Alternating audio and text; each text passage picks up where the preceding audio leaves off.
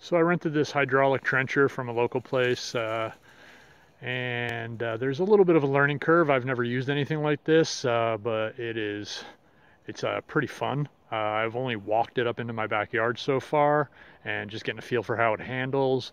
And my neighbor suggested, one of my neighbors took me to pick it up since I don't have a trailer right now, or a truck for that matter. I'm gonna start up here in this big wide open area, and I'm just gonna trench a line straight down, going somewhere right over here, just to have a nice practice area. It seems safe, and then as I get a little bit more familiar with it, I can do a little bit of the more refined stuff along, like I have to dig a trench along this wall right here, and I want to make sure I'm not jerking the machine and hitting the concrete. And so I want to take a few minutes and just play with it and get to know it. But this is a pretty fun machine to use, and the smile on my face says everything. It's an amazing, it's such a simple thing, but it's just an amazing feat of ingenuity developing things like this over the past 100 and some odd years to do what used to be manual labor. It's pretty fantastic. In any case, I'm going to start playing with this, and then I'll show you some of the footage of that.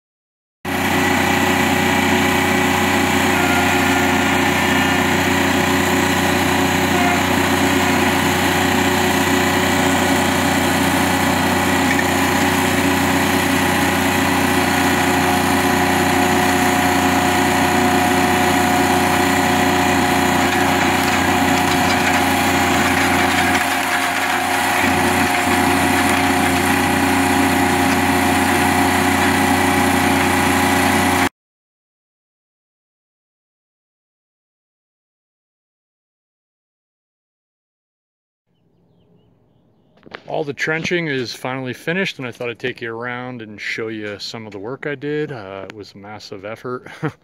I trenched pretty much all day on this past Friday, about almost 12 hours, 11 hours roughly. And Utah, we have daylight right now until about 8:30-ish. I figured that was a good time to give my neighbors a breather from the sound of the trencher. And then I did about another 8 hours on Saturday before I had to return to trencher. So this is my side yard, and I'm going down somewhere between a foot and, I don't know, a foot and a half in most spots. It is quite a mess, so let's take a look at the yard here. This is one of my zones right here. I've got a bunch of little routing going here, and I figured I'd take a walk to the back of the property and get up on my shed and show you what that looks like. We got trenching over here. I got a trench over here going down there. Let's see what else we got. One of the issues we're having right now is I can't let my dog out here because she's old and becoming a little more feeble. Her hips are not doing as well as they were even just 2 weeks ago, and we're worried she's going to fall into some of these holes. There's really no easy paths to get around, so this is the side yard. I've got a trench over here going that way. I've got this giant trench going through. This is going to be my main water line going to my front yard. And then this is the front. I've got trench going all the way over to this fence. Goes down a little. I've got a giant trench coming down here going to the curb almost. And then I've got a couple more big guys. The sun's really hard right now, so the video's quality is not going to be as good as I would like it to be. And I've got this trench going down to the street, going down to my driveway. More trenching over here. That thing was a monster. I'm sure people who are used to using it don't find it that big of a deal, but and I mean, I work out regularly and I'm in pretty good shape, and I recovered relatively fast, but I was exhausted last night when I finished everything. Trying not to kill myself walking over these holes while we do this. So then I have a giant trench going up my yard, and it's been kind of a fun process to see what I planned out on paper starting to come to life. I mean, there's still a ton of work to do.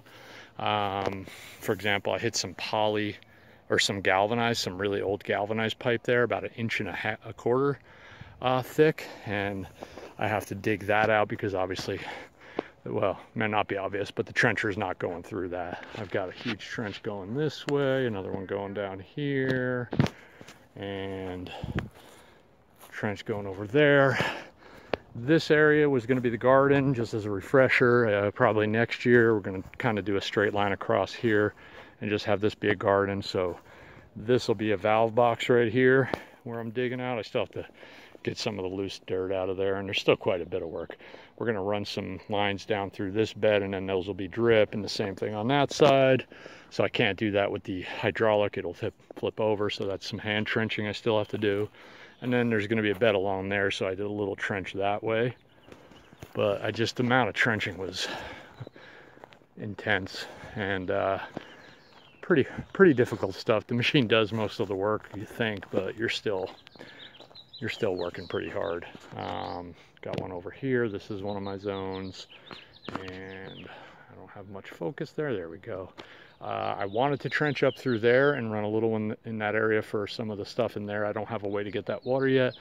I'm just gonna run some poly up there, and then we're gonna have to hand trench some of that. And I don't need a lot. I only need 2 heads up there. So I think what I'm gonna do is just put some poly under there.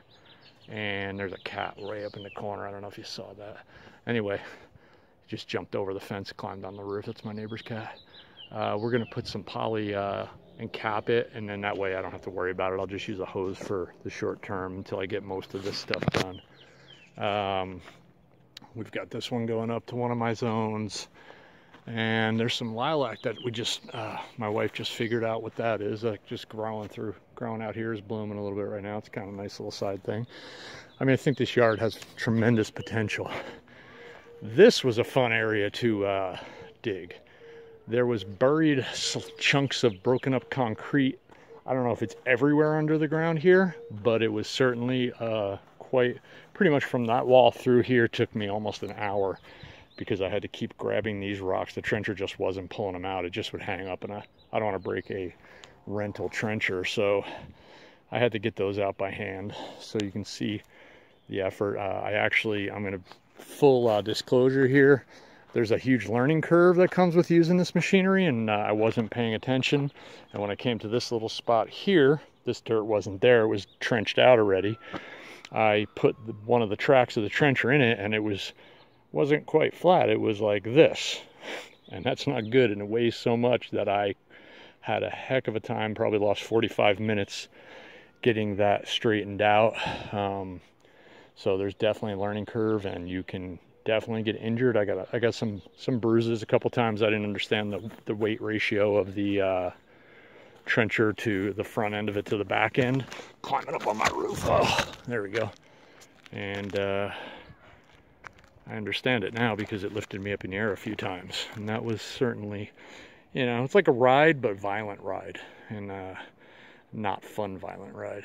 So this is the view from on top of my shed. You can see all the trenching up here that I did. I did a little panoramic here. And while we're up here, let's just take a panoramic of the city. Why not?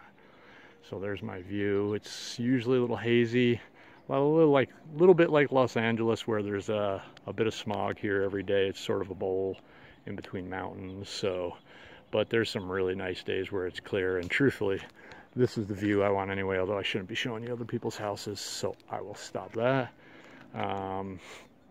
But it's gorgeous.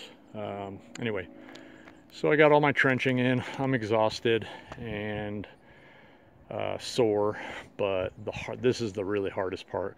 We may actually end up renting a smaller trencher now because this couldn't do refined work, so I'm actually going to stand near the edge. Let me pay attention, so I'll kill myself. That would be fun. I couldn't quite complete this little trench here, this is a strawberry patch right here. It was just too tight to get into, so I have to connect that part to that part, and there's a curb there I have to go under. But I just didn't have enough room to maneuver that big hydraulic machine around in here, so it was kind of tough. So there's a lot of parts we couldn't quite get to because of just limits on space compared to the size of the machine. But it was fun. There's a kid crying in the background. Stop crying, you baby.